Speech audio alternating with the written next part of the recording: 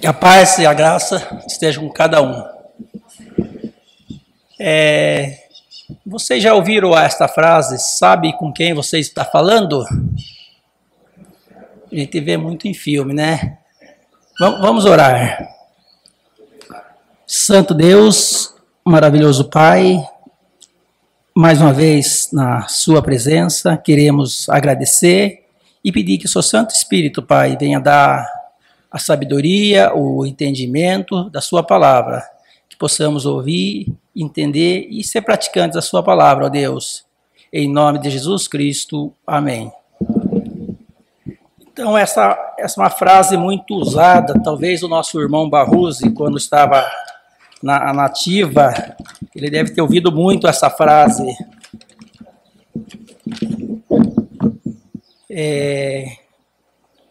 Então, quem somos nós, né? Quem é você? Quem sou eu? Quem somos nós? Essa é a pergunta que eu faço, né? Quem somos nós? E através dessa primeira pergunta, né? E qual é a nossa missão?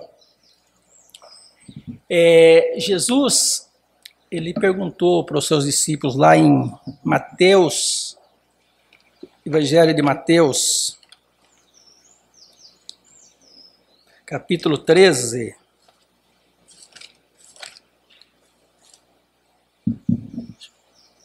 Vou colocar, senão não vai. Mateus 13.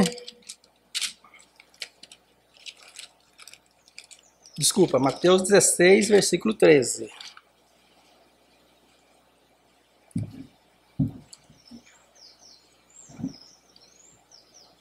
Evangelho de Mateus, capítulo 16, diz assim: Indo Jesus para os lados de Cesareia de Filipe, perguntou aos seus discípulos: Quem diz o povo ser o Filho do Homem? Qual foi a pergunta de Jesus, né? O que o povo diz? Quem sou eu, né? O que o povo está falando de mim, né? Quem sou eu, né? O que os povos estão achando quem eu sou? Esta foi a pergunta que Jesus fez aos seus discípulos. E eles responderam: Uns dizem que você é João Batista, outros dizem que você é Elias, e outros ainda dizem que você é Jeremias ou algum dos profetas. Então, né, o povo não sabia quem era Jesus, estava na dúvida, quem era aquele homem.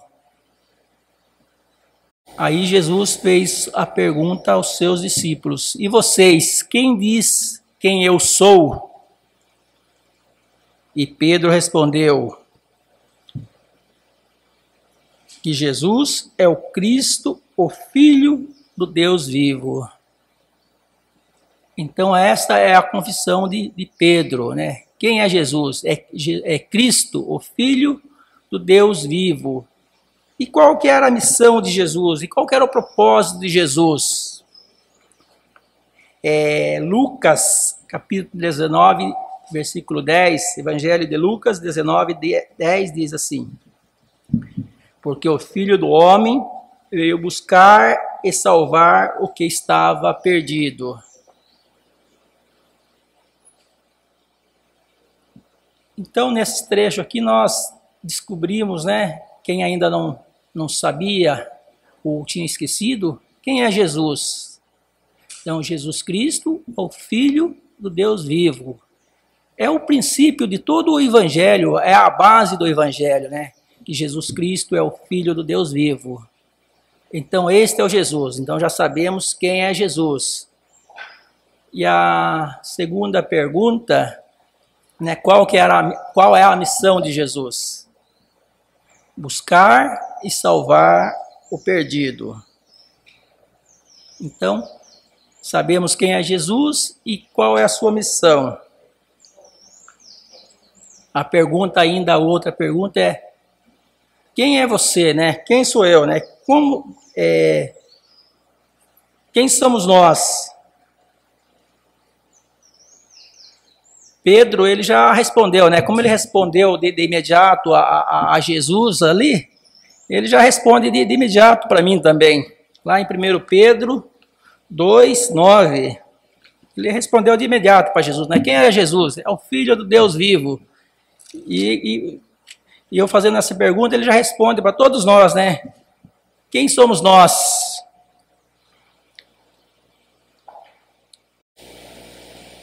Olha a resposta. Vós sois raça eleita, sacerdócio real, nação santa, povo de propriedade exclusiva de Deus.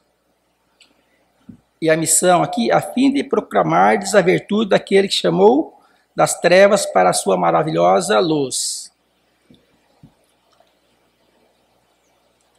Quem que é a raça eleita? Antes de responder essa pergunta, vamos ver, né? Jesus está falando, vós sois. Lá no versículo 10, ele fala, antes vocês não eram. 1 Pedro 2,10, se a gente continua a leitura, eles falam, vocês não eram meu povo antes, mas agora vocês sois. Então, existe, né, um requisito para sermos raça eleita, povo de Deus, certo? Antes vocês não eram, agora vocês são. Ele está usando o verbo ali, né, vós sois. Lá em Êxodo 19, versículo 5. Êxodo 19.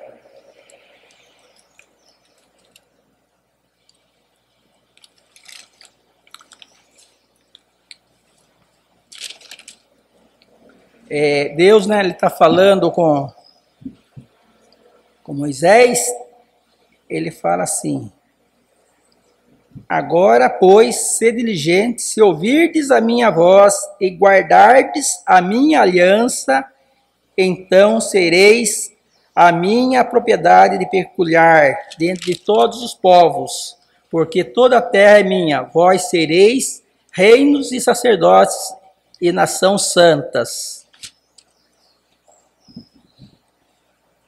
Deus, né, usando aqui um tempo, porque no futuro, né, para o povo de Israel, se vocês guardarem, vocês serão.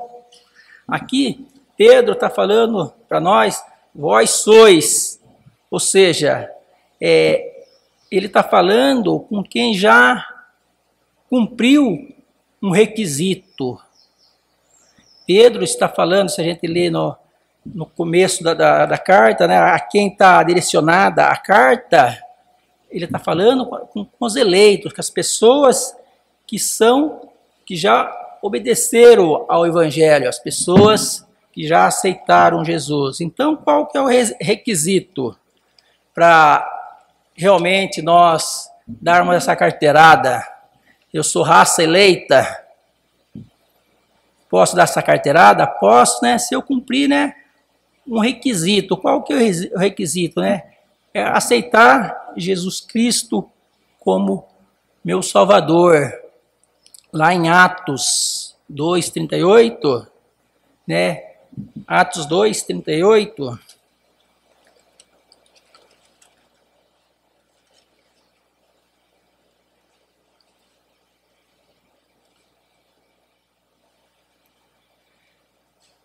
Respondeu-lhe Pedro, arrependei-vos e cada um seja batizado em nome de Jesus Cristo para a remissão dos vossos pecados e recebereis o dom do Espírito Santo. Então, realmente, para mim ser o povo de Deus, a raça eleita, eu preciso ter o perdão dos meus pecados. Para mim ter os meus pecados perdoados, eu tenho que ser batizado, reconhecer Jesus realmente como o Filho do Deus vivo. Esse é o requisito. A partir desse momento que nós recebemos a Jesus,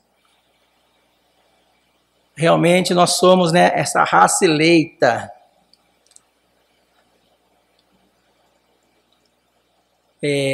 Raça eleita por quê?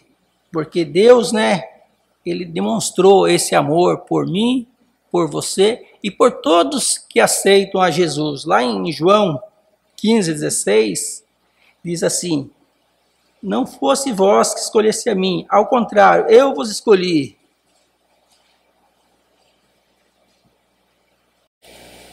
Às vezes, quando a gente pensa no versículo fora do contexto, fala, não, Deus já escolheu alguns indivíduos, algumas pessoas. Não.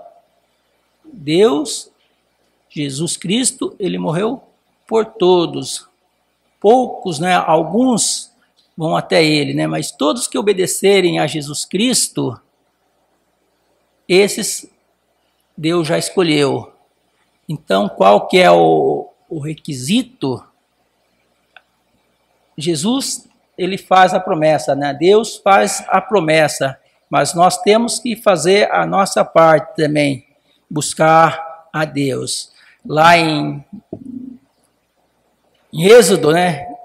Quando Deus estava falando com o povo, né? Deus deu para eles, né? O que eles deviam fazer. E para nós também, né? O que nós devemos fazer. Então, como que eu posso ser um escolhido de Deus? Podemos ver Marcos 16, né? Quem crê e for batizado será salvo. Mais uma vez, né? Quem crê e for batizado será salvo. Quem não crê, porém, né? Daí tem um porém, quem não crer será condenado. Então, como que eu posso ser uma raça eleita? Através do batismo, através da confissão de Jesus. Aí ele fala que nós passamos a ser um sacerdócio real. Se a gente pegar a antiga aliança, né, o Velho Testamento, e ver a história, o que acontecia no Antigo Testamento, na Velha Aliança? Entre a nação de Israel existia uma tribo dos levitas, e dos levitas tinham os sacerdotes e sumos sacerdotes. E quem que poderiam chegar na presença de Deus? Quem que falava diretamente com Deus? Era somente sacerdotes e sumos sacerdotes. Essas pessoas, né, elas faziam a mediação entre Deus e o povo, né? Ninguém tinha acesso a Deus. Se alguém entrasse lá no Santos dos Santos, morria na hora. Até na história a gente vê quando o sumo sacerdote entrava para fazer alguma coisa dentro, ele entrava com uma cordinha. Se acontecesse alguma coisa ou ficasse alguma coisa, a pessoa puxava ele. Eles não tinham como entrar para tirar. Isso é história. Então, somente, né, o sumo sacerdote, os sacerdotes chegavam na presença de Deus. Mas agora, né, Pedro aqui está falando, vós sois sacerdócio reais. E o que muda nisso para nós? Hebreus, capítulo 10, versículo 19, diz assim: tendo, pois, a intrepidez para entrar nos santos dos santos, pelo sangue de Jesus, pelo novo caminho que ele nos consagrou, pelo véu, isto é, pela sua carne, e tendo o grande sacerdote sobre a casa de Deus, aproximamo-nos deles com sincero coração, em plena certeza de fé, tendo o coração purificado de más consciência e lavado o corpo com água pura. Então, agora nós temos um acesso a Deus. Ou seja, não é o orador que é forte, não é aquela pessoa que faz a oração que é forte, né? Eu já ouvi citado, né? Aquela pessoa tem uma oração forte.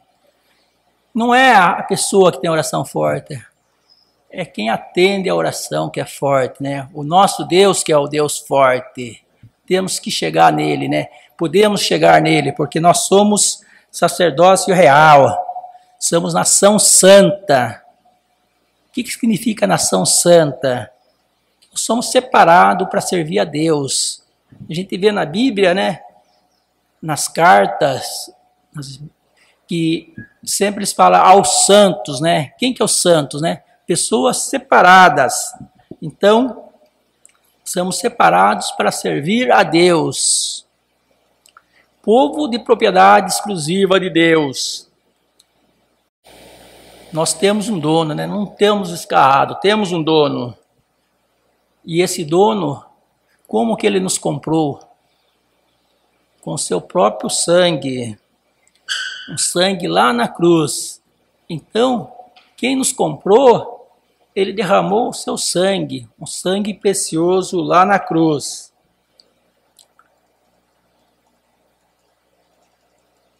Então nós sabemos quem nós somos, né?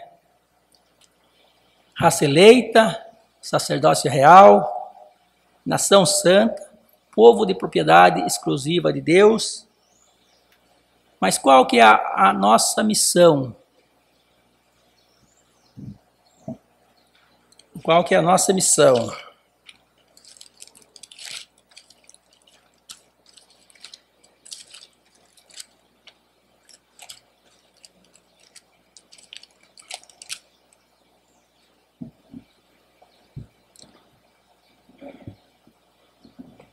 Qual que é a nossa missão? Qual que é o nosso propósito? Aqui fala, a fim de proclamardes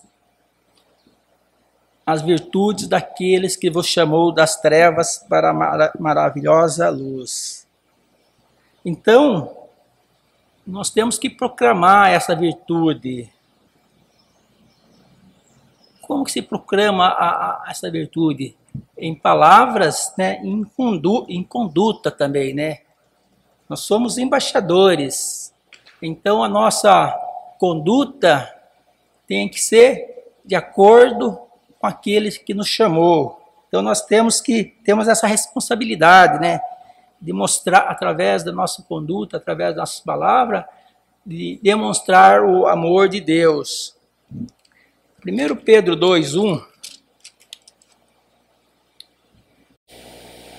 ele fala que algumas das coisas que tem que sair de nossa vida, assim fala, despojando, portanto, de toda maldade, dolo, hipocrisia, inveja, e de toda sorte de maledicência. Então, despojando, tira fora, tira da sua vida isso. Porque a sua conduta, a minha conduta, a nossa conduta, tem que ser de acordo com a nossa missão. Semana passada, eu entrei num forro. Na hora que eu abri a portinha que eu entrei, alguns passos nesse forro, tudo escuro, que lugar escuro. E a porta ficou fechada e eu fiquei ali alguns minutos com essa porta fechada. De repente, o negócio começou assim devagarzinho, começou a ficar mais claro, melhor, já começava a enxergar alguma coisa. O ambiente parece que mudou. O que eu quero dizer com isso? Que nós somos luzes. Muitas vezes a gente vê o pecado de longe, a gente acha até feio, né, uma treva. Mas a partir do momento que a gente está junto, vendo o pecado, parece que o pecado não é tão feio. O pecado não é tão grave, o pecado é até bonito. Porque o que acontece? Às vezes a gente se acostuma com o pecado. E isso não pode, irmãos. Não podemos nos acostumar com o pecado, com o pecadinho, com o pecadão. Em Romanos 12,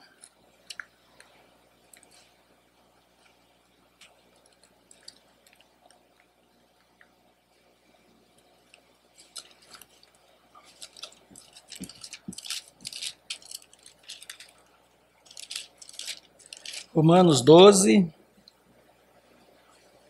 1 e 2, diz assim: Rogo, pois, irmãos, pela misericórdia de Deus, Romanos 12, 1 e 2. Pela misericórdia de Deus, que apresentei o vosso corpo por sacrifício vivo, santo e agradável a Deus, que é o vosso culto racional. Não vos conformais com estes séculos, mas transformai-vos pela renovação da vossa mente, para que experimentais qual e seja agradável e perfeita a vontade de Deus. Então temos que transformar, né? Temos que fazer a vontade de Deus, né? Não podemos nos acostumar com a escuridão, não podemos nos acostumar com o pecado, porque Deus, né?